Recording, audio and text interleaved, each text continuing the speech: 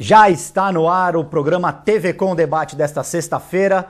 Hoje nós vamos falar sobre a ajuda da tecnologia para melhorar a qualidade de vida das pessoas e também dos animais. Como a tecnologia pode fazer digamos assim, um milagre para seres humanos e animais. Para isso, a gente traz hoje ao nosso programa, ao vivo, direto dos estúdios da TV Com, o médico veterinário Roberto Fecchio. Boa noite. Boa noite, Roberto. E para me ajudar a fazer o programa, o nosso já conhecido e reconhecido Paulo Miyamoto. Paulo, boa noite. Obrigado pela presença. Boa noite, Guto. Boa noite, telespectadores.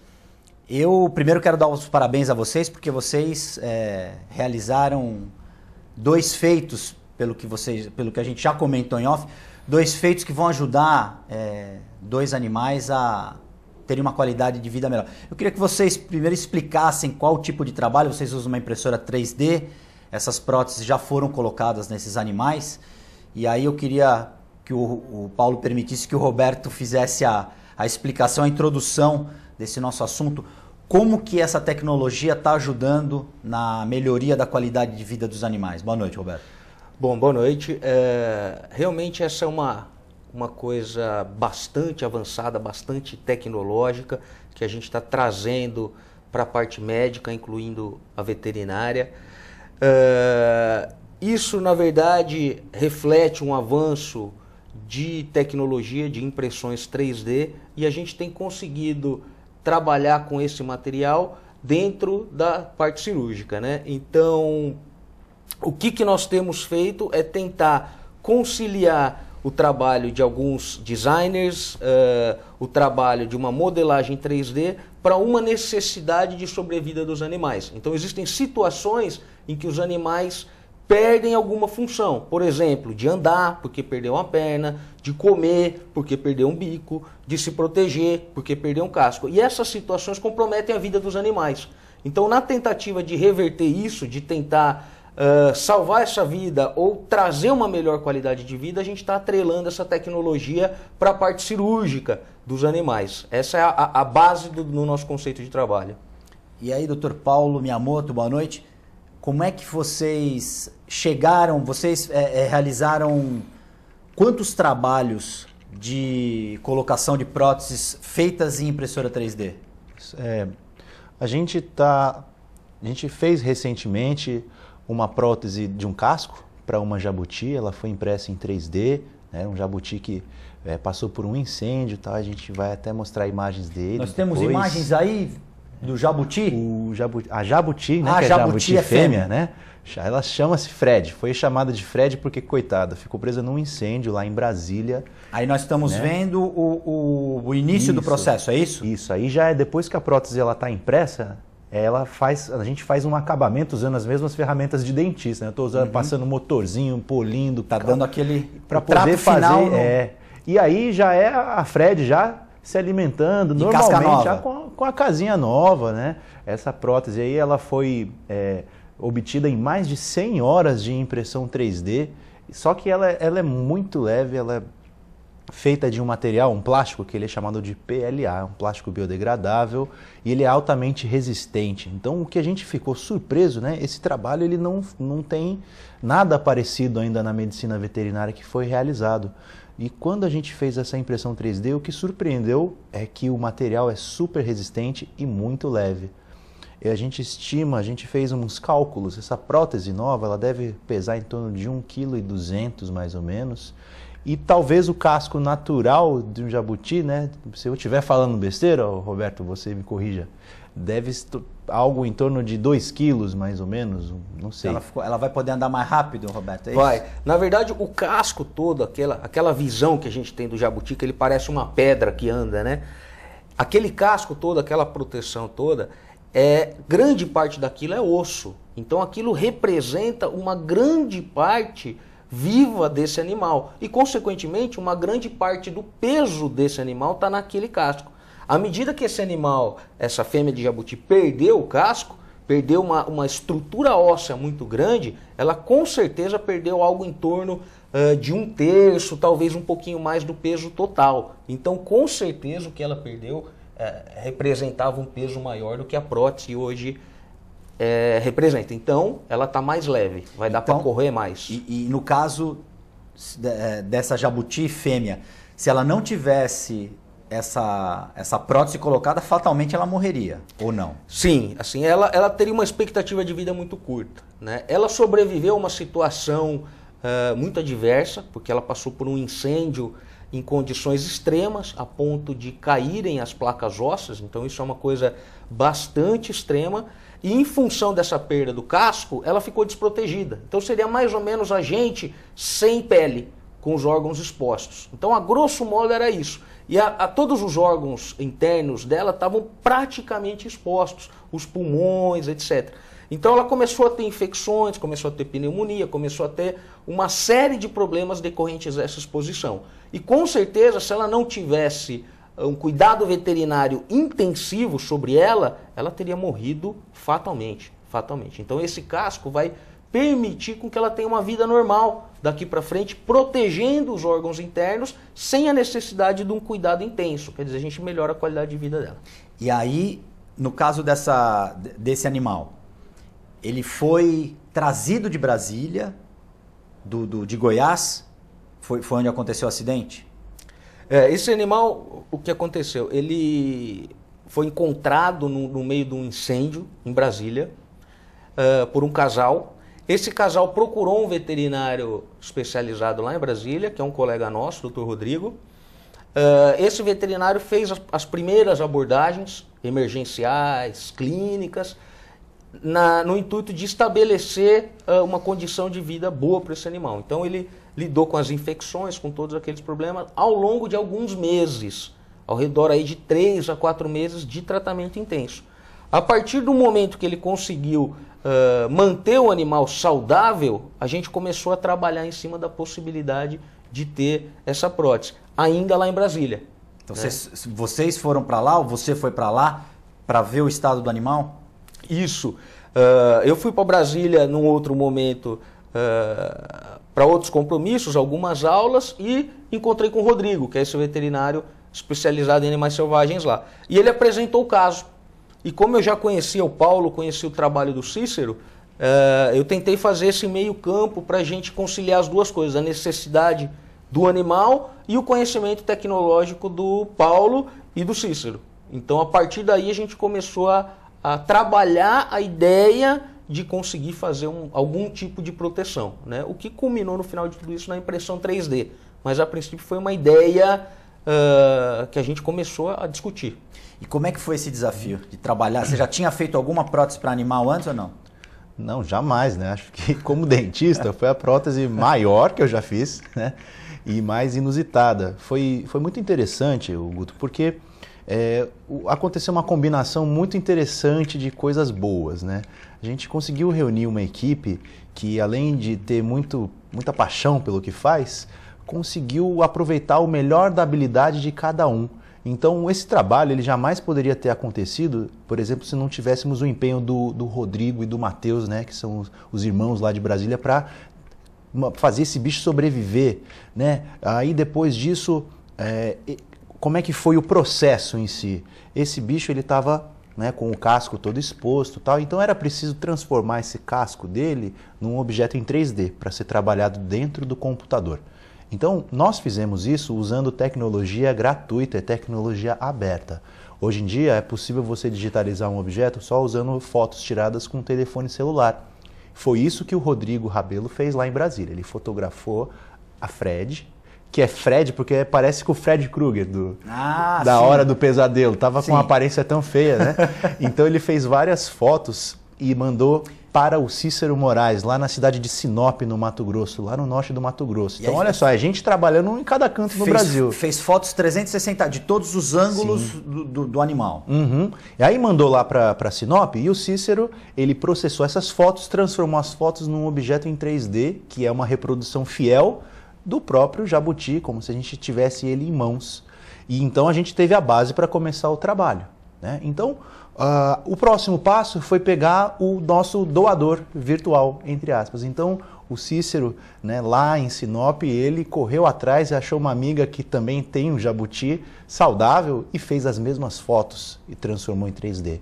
Então, o Cícero é um cara, assim, o que você fala, Cícero, é possível fazer tal e tal coisa em 3D? Ele faz e não tem tempo ruim para ele. Então, com uma rapidez impressionante, com uma qualidade que é ímpar dele, ele transformou, fez então uma modelagem. Ele pegou o casco que estava saudável e adaptou sobre o casco que estava danificado e deixou tudo pronto para que a gente, né, chegasse aqui em Santos. Ele me enviou esse objeto em 3D e aqui em Santos a gente fez a parte da impressão em 3D, né?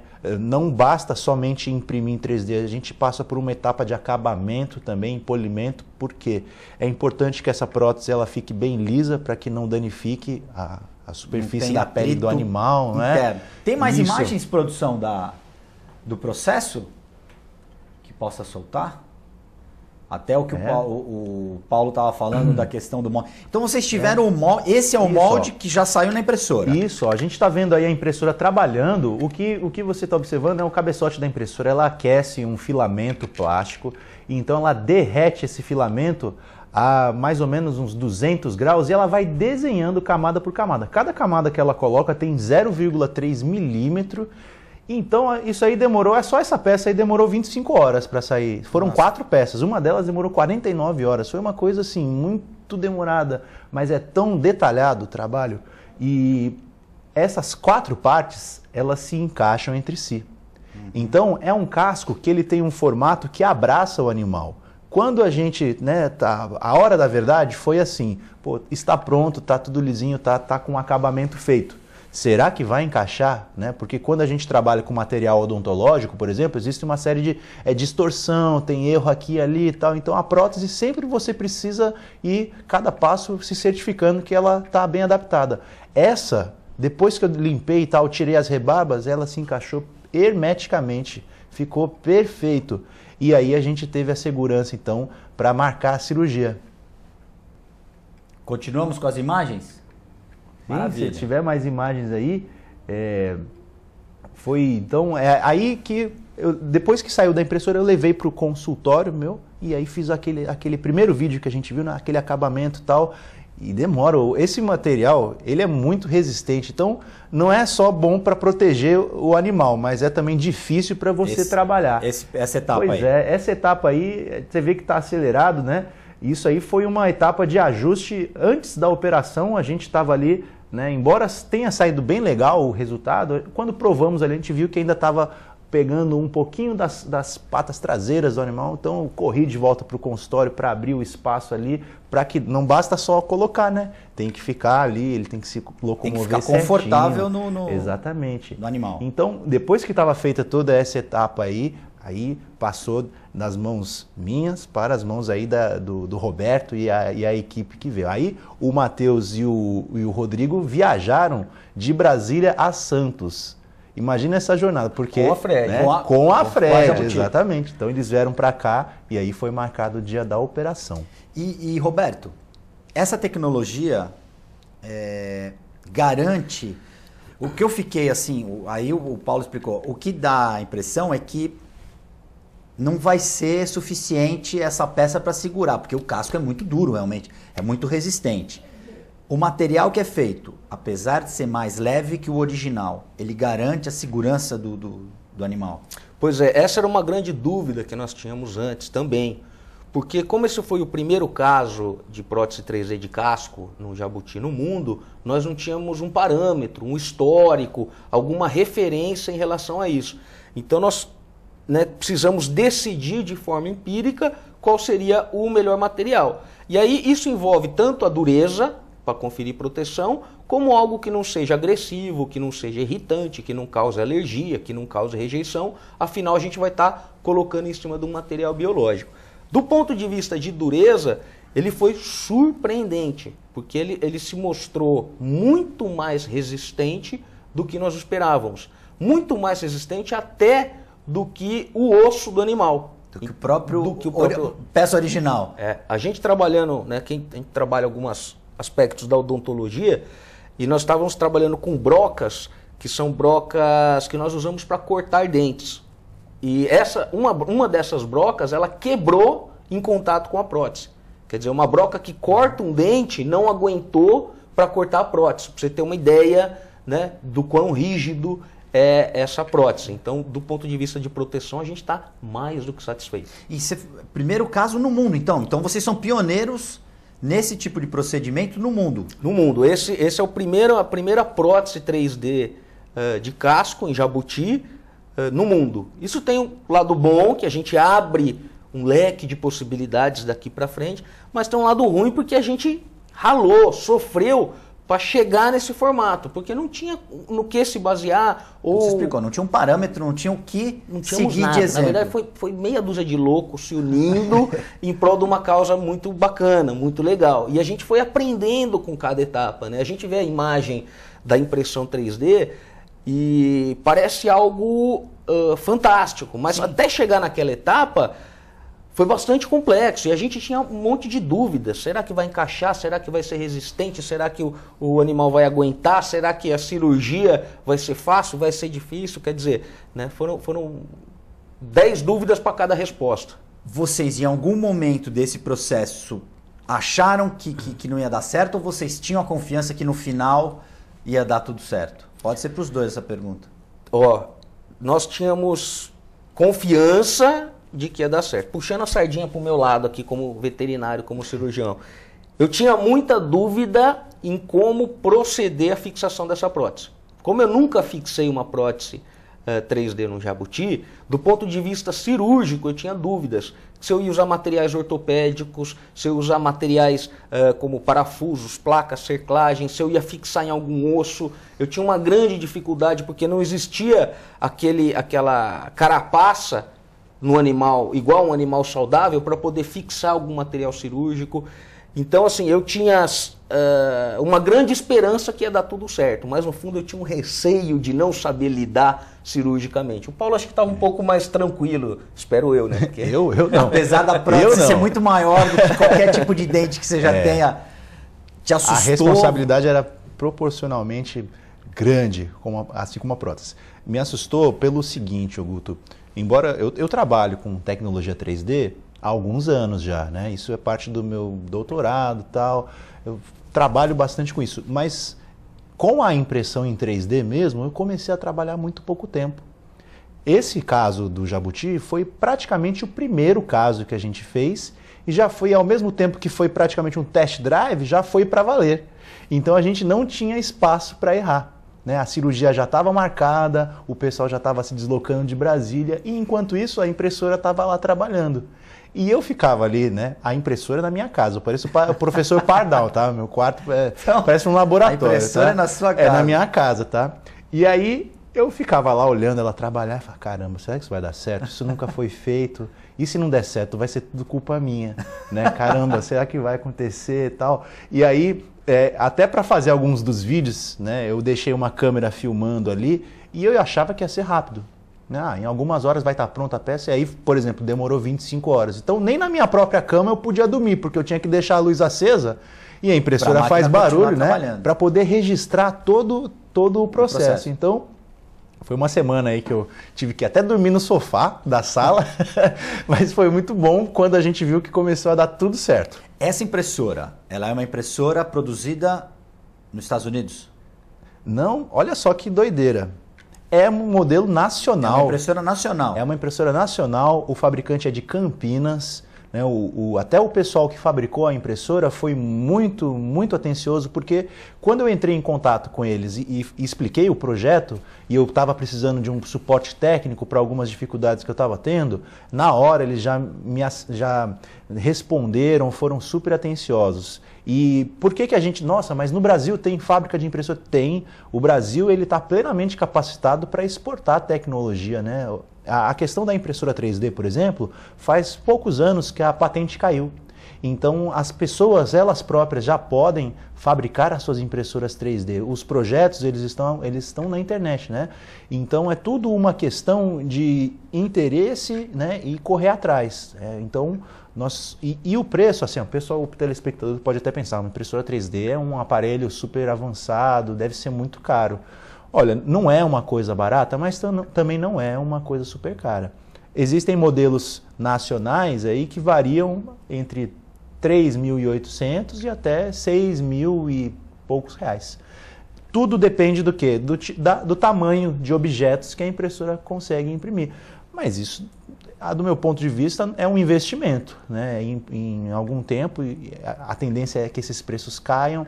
E eu enxergo a impressão 3D como uma das fronteiras do futuro para a nossa vida cotidiana. Eu acho, e pode até me chamar de louco, mas eu acho que num futuro até breve, nós vamos ter impressoras 3D em todas as casas. As famílias, em vez de sair comprar um objeto, elas poderão baixar na internet aquele objeto e imprimir em casa, né? Então eu acho que... Porque, assim, eu sou um dentista. Eu estudei e tal, mas não é difícil trabalhar com ela. Exige um pouco de estudo e tal, mas, na verdade, tudo na vida exige um pouco de estudo e interesse. Então, eu acho que a impressão 3D, ela é uma das fronteiras. Tanto para a gente fazer projetos assim, para ajudar os animais, os seres humanos, a saúde, mas também para coisas de entretenimento. Eu posso, por exemplo, fazer uma digitalização, né, do rosto de alguém. Vamos supor que tem 2 noivos, eles vão se casar. Eu posso fazer uma digitalização do rosto deles, eu imprimo eles pequenininhos para eles colocarem no topo do bolo. Olha que coisa legal, né? Uma coisa fantástica. Ou eu posso fazer a impressão 3D do exame de ultrassom de uma gestante. E pensa como que seria charmoso um presente. Você presenteia o padrinho, a madrinha do seu filho com, né, ele mesmo, um bebezinho pequenininho. Aquilo ali, tem pessoas que ficam muito tocadas por esse tipo de coisa, outras não agradam, mas enfim, a gente tem uma infinidade de aplicações para impressão 3D e elas ultrapassam com certeza essas aplicações técnicas. Roberto, em função do ineditismo do caso, você chegou já a apresentar esse trabalho em algum seminário, algum simpósio, em alguma palestra que você tenha feito? Não, isso foi muito recente, né? A gente, primeiro que a gente tinha muitas dúvidas em relação ao sucesso disso tudo. Então a gente se preocupou muito em registrar cada um desses passos, desde o desenvolvimento, etc., para entender muito mais do que poder ensinar, né? Tendo esse caso agora com sucesso, a gente pretende realmente passar esse conhecimento para frente, para que isso vire referência para outras pessoas, né? Então, levar isso para eventos científicos e revistas, né? Trabalhar nesse âmbito acadêmico, eu acho que ele é importante para outras pessoas em outras partes do mundo. Portas, né? Conseguirem fazer o mesmo. Assim, a dificuldade que a gente teve de não ter uma referência, agora a gente cria uma referência. Não é um modelo que vai servir para tudo, mas já é uma partida, né? E uma preocupação que a gente teve com esse objetivo de poder levar depois para um evento e levar esse conhecimento é a possibilidade de usar materiais que são viáveis para a gente. Então isso que o Paulo acabou de comentar, de você ter uma impressora que ela não tem um custo exorbitante, né? Conseguir digitalizar um animal a partir de fotos de celular, isso facilita o trabalho. Seria muito diferente, por exemplo, se a gente fizesse um escaneamento 3D com uma máquina high-tech, que ninguém vai ter na mão. Nenhum veterinário, nenhum clínico, ninguém vai ter na mão. E a gente vai imprimir numa impressora que custa milhões, que também ninguém vai ter na mão. Então a gente desenvolve uma tecnologia, uma possibilidade, mas que não está na rotina dos clínicos, né? E o que a gente conseguiu foi o contrário. Então a gente consegue um celular que todo mundo tem, tirar foto, escanear, usar software livre, software aberto, gratuito, para fazer a modelagem e trabalhar com uma impressão que tem um custo viável, tanto para prótese como para pequenos objetos, souvenir. Então, o nosso objetivo agora é poder escrever isso, é poder levar em eventos e mostrar. Ó, da mesma forma que a gente fez, muitos podem fazer e salvar outros animais, outras pessoas e outros dentes e tudo mais. Eu acho vocês chegaram a ser procurados já por profissionais ou por outras pessoas interessadas já nesse procedimento? Bastante. Do Brasil, do exterior, dos dois? Dos dois. Na verdade, ele traz toda a inovação desperta muita curiosidade. Então a gente tem sido procurado, a maioria das pessoas quer entender melhor o que foi isso, como que aconteceu. Então tem uma curiosidade grande e já tem casos clínicos. Então, outro dia eu fui contatado por uma moça que a filha dela, uma filha adolescente, não teve a formação do pé. E ela perguntou, pô, será que não dá para fazer uma prótese 3D espelhando o pé do outro lado, para que não compre uma prótese pronta, por exemplo, que não encaixa direito, etc. Eu falei, pô... Seria uma aplicação... praia, porque eu não sou médico, mas a tecnologia existe. Então, só para ter uma ideia. A ideia ideia é a mesma. A aplicação também. A ideia é a mesma. Precisa só seria um médico ortopedista que aí fizesse como o Paulo Miyamoto, que é um técnico da área. Agora uma dúvida para vocês dois, antes que a gente entre no break.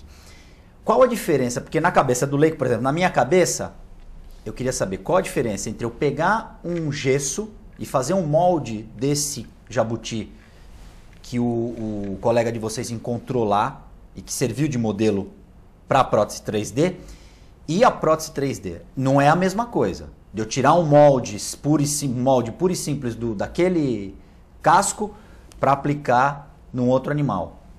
Que cada animal tem um tipo de casco e um tamanho. Seria mais ou menos uma espécie de impressão digital. Cada um tem o seu, não é isso? Isso.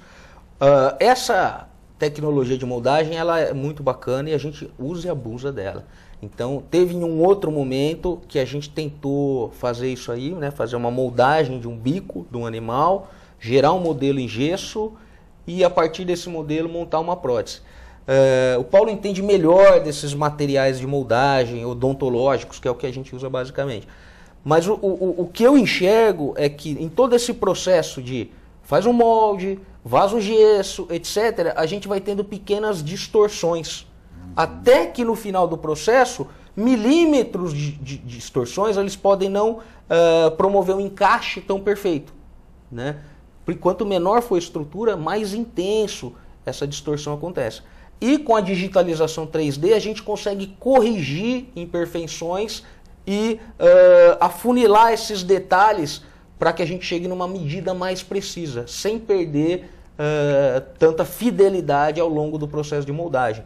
Concorda com isso, Paulo? Acho que... Concordo. E tem alguns aspectos de ordem prática também. Por exemplo, a área que a gente teve que trabalhar para proteger de novo a Fred é o casco inteiro. Se eu coloco, por exemplo, um material de moldagem ali no corpo inteiro dela, a gente vai ter uma dificuldade, primeiro, para conter esse animal, ele vai tentar escapar. Vai ficar muito Segundo, no que ele tenta escapar, ele pode danificar o molde e, além de tudo, esse molde ele é sensível à umidade e tal, e aí gera uma distorção. E depois disso, é difícil tirar. Como é o corpo inteiro dela, aquilo ali pode endurecer e você só consegue tirar danificando a estrutura que você acabou de moldar. E aí depois disso vem o gesso, né? O gesso, quando ele endurece, ele também expande, ele contrai. Então é uma sequência de erros. Então, com certeza, é tudo isso que o Roberto falou, são variáveis que fogem do nosso controle e vão ter um efeito negativo lá na frente. Então a fotografia, além dela ter essa precisão que a gente testou, né? Durante meu doutorado, a gente testou pra caramba isso aí. Ela é não invasiva. A gente consegue o bicho de cima, por baixo e tal, e sem estressá-lo. Nós temos que fazer um breve intervalo comercial. Na volta a gente vai falar sobre o processo cirúrgico da implantação da prótese, aí com a médica veterinária, doutora Bruna Diniz Baiarri. Falei certo? A gente já volta.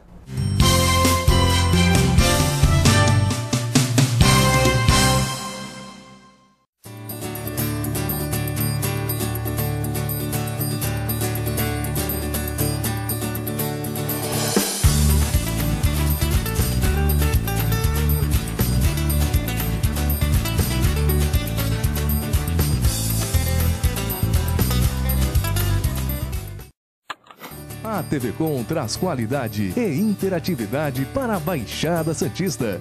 Nos preocupamos constantemente com a qualidade de nossas produções. Por isso, investimos em equipamentos e profissionais qualificados. Nosso estúdio é, sem dúvida, um dos mais bem equipados da região. São mais de 40 metros quadrados de tecnologia. TV Com, sempre com você. Corta.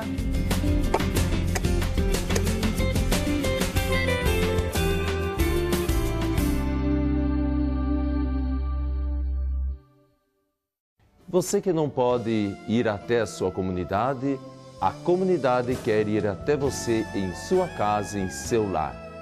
Participe conosco todos os domingos, às 8 horas da manhã, a Santa Missa em seu lar. E fique com Deus. Apoio Visão Laser. Evolução. A evolução faz parte da história do Visão Laser. O jeito que as pessoas se comunicam mudou. As pessoas mudaram. O mundo mudou. E o Visão Laser, com sua paixão pelo pioneirismo, qualidade e inovação, precisava de uma marca que acompanhasse tanta evolução.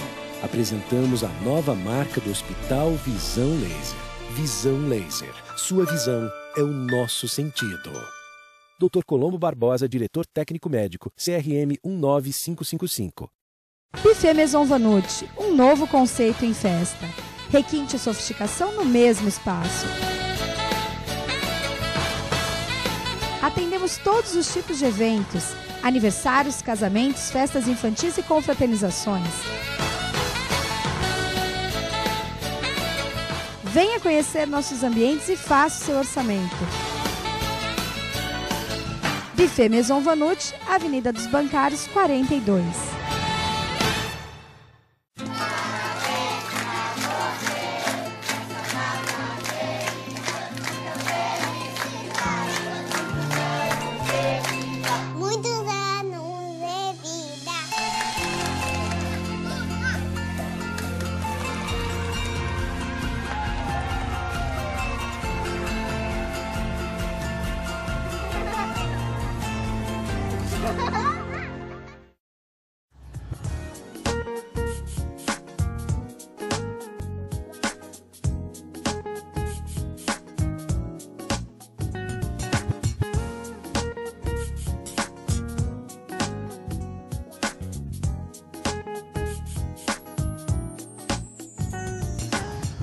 Agradecendo a você a audiência, convido-os a sempre prestigiar e continuar assistindo o programa Estrela Guia na TV, que vai ao ar todas as terças-feiras às 20 horas, com reprise sábado às 14 horas, nos municípios de Santos, São Vicente e Praia Grande. O programa Estrela Guia na TV procura, diversificando os assuntos, levar você momentos de entretenimento, lazer e uma boa informação.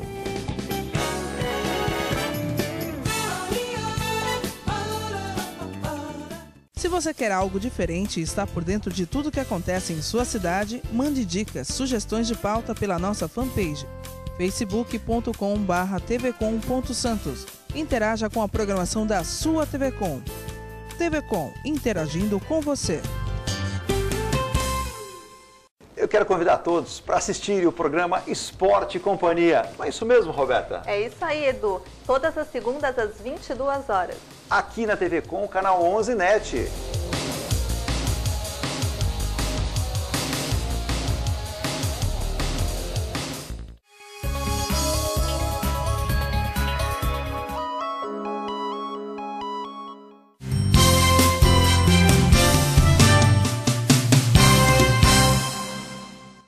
Já estamos de volta com o TV Com Debate dessa sexta-feira, que hoje está falando sobre um assunto inédito, até então, para mim, principalmente, era inédito, que foi a criação de uma prótese de um casco de um jabuti em 3D. Esse jabuti passou por um incêndio lá em Brasília, em Goiás, teve todo o casco consumido pelas chamas e uma equipe aqui de Santos, médicos veterinários de Santos, em conjunto com médicos veterinários também de Brasília e a ajuda do dentista Paulo Miyamoto, conseguiram reproduzir um casco a partir de uma tecnologia nova por meio de uma impressora 3D.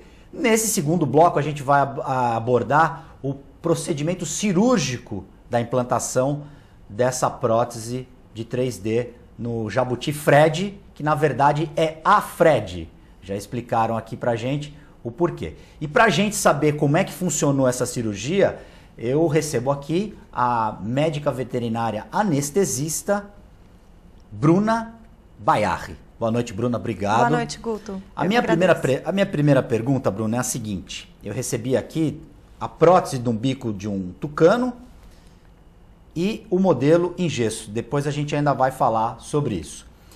Bruna, primeira vez que o procedimento foi realizado, eu queria saber de você, como médica veterinária anestesista, como foi trabalhar. Você, inclusive, que já anestesiou leão, já anestesiou tigre, outros animais selvagens, mas foi a primeira vez que trabalhou numa cirurgia tão complexa. Como é que foi estabilizar esse animal para ele poder receber a prótese?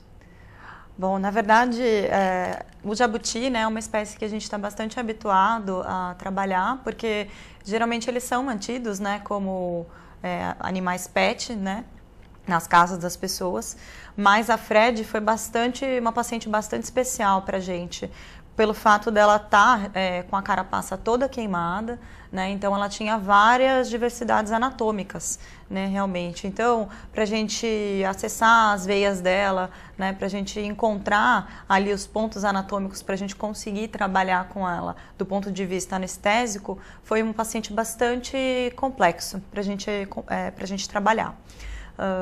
Também a parte de controle de dor dela também teve que ser feita com bastante cuidado, né, no período pré-cirúrgico, né, isso foi feito pelo Dr. Rodrigo e pelo Dr. Matheus. Eles fizeram, né, essa parte de controle de dor e de inflamação dela, né, no período pré-cirúrgico, para que ela viesse em condições boas para que a gente pudesse entrar com ela em cirurgia de uma forma adequada. Bacana, exatamente. A gente tem imagens aí, produção, Walter? A gente tem imagens da cirurgia? Você pode pôr pra gente, até pra doutora Bruna comentar, o doutor Roberto também.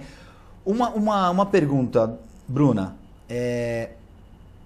Como é que foi preparar o animal para cirurgia? Demorou quanto tempo para você dar o sinal verde e dizer, olha, podemos fazer Porque foi você que decidiu. Exato, né? Aquele momento em que a gente verifica, né, que o animal já está inconsciente, tem um ponto de analgesia adequado para que o cirurgião comece de fato a cirurgia. Na realidade, né, esse casco ele foi encaixado, né, perfeitamente, mas havia uma intenção de serem colocados parafusos ortopédicos, né? Então a gente tinha que garantir bastante uma analgesia adequada desse paciente, né? Então, só o preparo dela, para a gente canular uma veia, deixar ela em plano anestésico, deixar ela dormindo bem, foi cerca de meia hora, né? Porque até nesse ponto, né, até para ela dormir, até nisso elas são mais lentas do que os mamíferos, do que os seres humanos ou as aves. Antes dela entrar na cirurgia, você teve que fazer um preparo dela também, 2, 3 dias antes? Houve algum tipo de... Ela ficou numa UTI, por exemplo, para ela ter todas as funções estabilizadas, para aí você... Na realidade, ela passou por um período de observação, né, para que a gente pudesse observar se ela estava tendo algum tipo de comportamento anormal, se ela apresentava algum grau de estresse ou de dor, né. Então, na verdade, ela ficou mais sob os nossos cuidados, né, sobre os meus cuidados e os cuidados do Roberto, do Rodrigo e do Matheus. A gente ficou mais observando ela, mas nada de UTI, internação, nada disso. Ela seguiu com a alimentação normal e seguiu para a cirurgia bem tranquilo. Roberto, você tinha falado se vai colocar parafuso, se vai colocar... Como é que foi essa questão ali na mesa de operação? Você decidiu ali? Ou você já mais ou menos. A gente cria um planejamento cirúrgico, então alguns dias antes eu havia discutido bastante, né, com a Bruna, como que ia ser a anestesia, como que a gente ia se encaixar, trabalhar juntos, com o Dr. Rodrigo, Matheus, com o Paulo. A gente trabalhou muitas imagens 3D, o casco vai encaixar assim, a gente faz isso, faz aquilo. Então a gente sempre faz um planejamento para não chegar na hora perdido. E eu havia me planejado para que a gente fixasse parafusos ortopédicos que atravessassem a prótese e fixassem dentro do osso do animal, para que ela ficasse fixa, para que ela não saísse.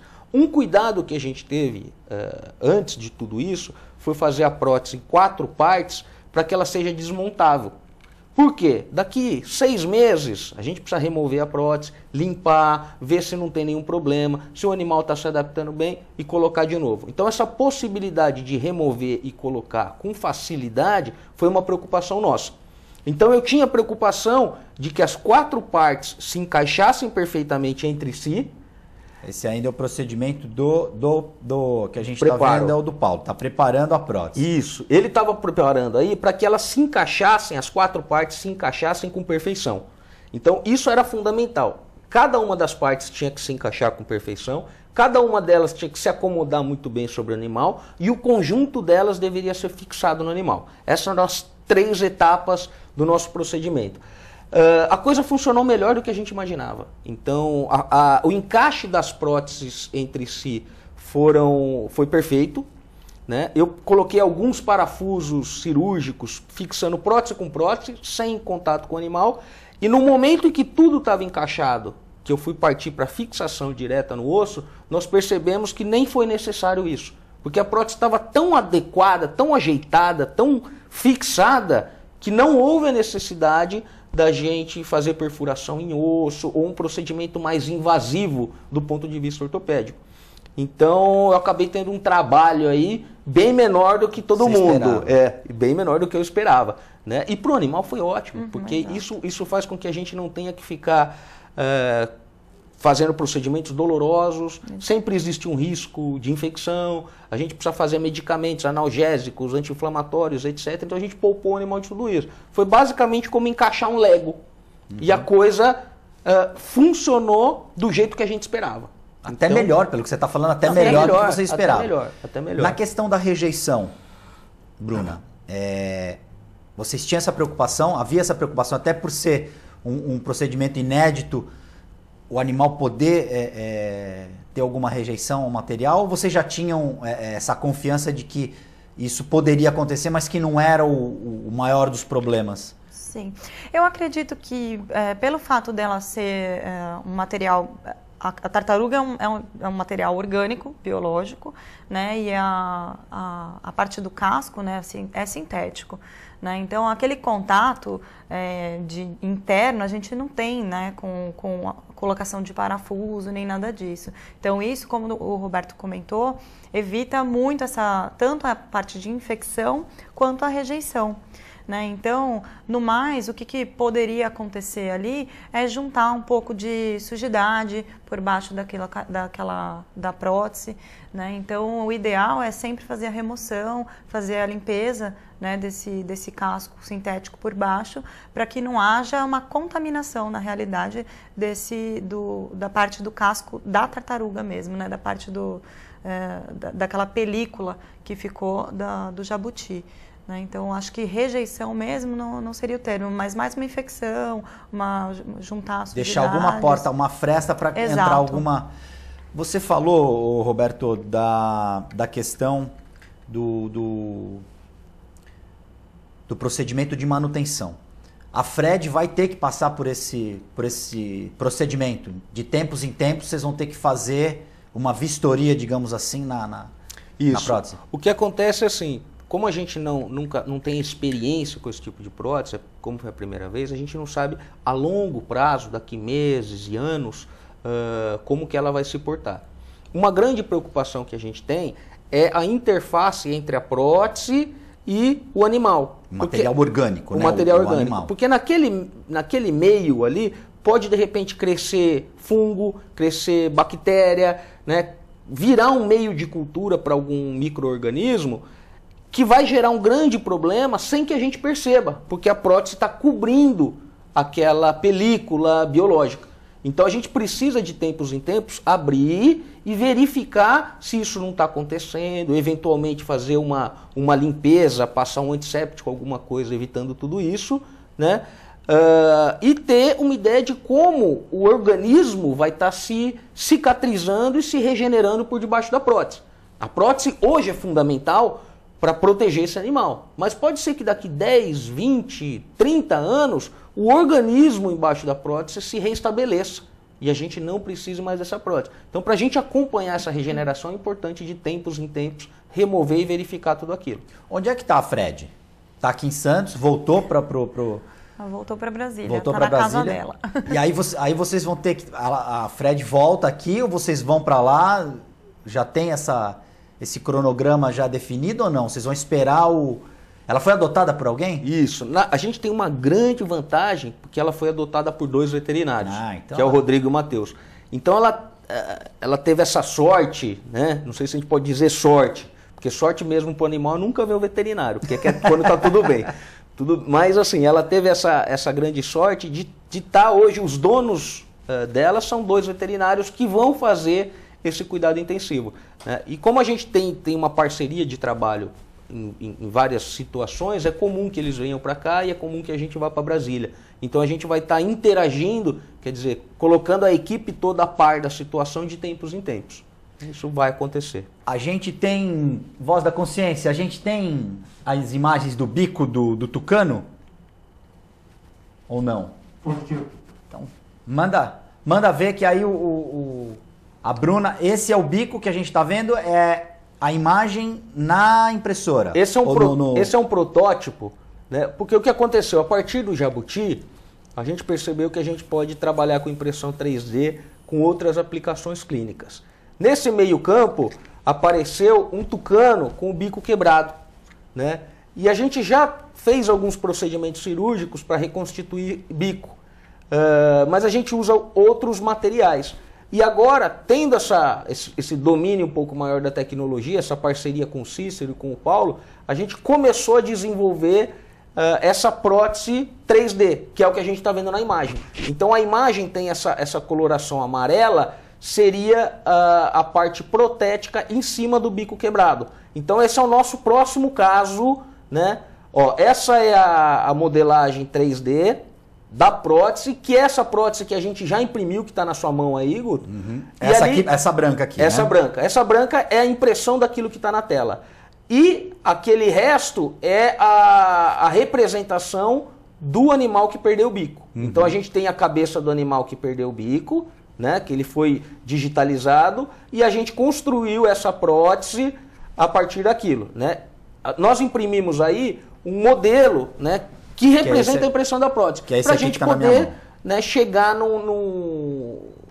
assim, melhorar ela, lapidar ela, para que a gente possa fazer uma impressão bem fiel e colocar no animal. Então esse é um caso clínico que nós vamos operar nas próximas semanas mesmo, né? Uma tecnologia que a gente conseguiu desenvolver a partir do caso da Fred. No caso do tucano, ele é daqui? Ou foi um animal que também foi trazido de fora? É um animal de Jundiaí, né? Como Jundiaí é um pouco mais perto que Brasília, a gente consegue se deslocar até lá com mais facilidade. E aí, chegaram até vocês depois que eles ficaram sabendo do jabuti?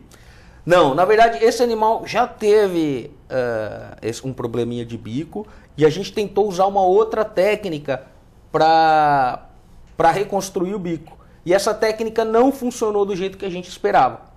Então agora a gente vai fazer uma segunda intervenção já com o domínio da tecnologia 3D, que eu acho que vai funcionar muito melhor em função da resistência e leveza desse material. Tem alguma dificuldade ou facilidade em relação ao casco do jabuti? O procedimento vai ser mais difícil, vai ser mais fácil, vai ser igual? É difícil dizer, comparar, são casos bastante diferentes, né? Se eu fosse chutar, eu acredito que a prótese de bico seja um pouco mais fácil, por alguns motivos. Primeiro, é menor, então a gente consegue imprimir com mais rapidez, a gente consegue imprimir 2 ou 3 peças com algumas variações de tamanho para ver qual que se acomoda melhor, né? Por outro lado, um tucano, ele não suporta um peso muito grande no bico. Então, se eu tiver uma variação em gramas desse peso, isso faz com que ele force a cabeça para baixo. Diferente do jabuti, que mesmo que a prótese ficasse pesada, ele tem estrutura muscular e orgânica para suportar mais peso. Então, o peso, apesar do jabuti ter sido leve, a gente não se preocupou muito. Com o tucano, é uma preocupação. Então, cada caso tem as suas particularidades. Eu perguntei por conta do bico ser a forma como ele vai procurar o alimento, né? E até acho que não sou médico veterinário, mas deve ser uma forma de defesa também do animal.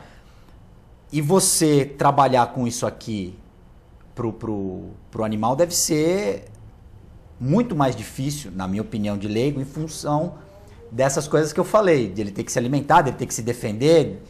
E aí, com certeza, essa prótese de bico ela vai ser muito mais exigida pelo animal do que a do jabuti. Isso que você falou é certinho. Depois que eu colocar essa prótese, esse tucano vai bater na tela, vai bater no puleiro, vai brigar com outros animais, vai comer, vai abusar dessa prótese, coisa que o jabuti não vai fazer.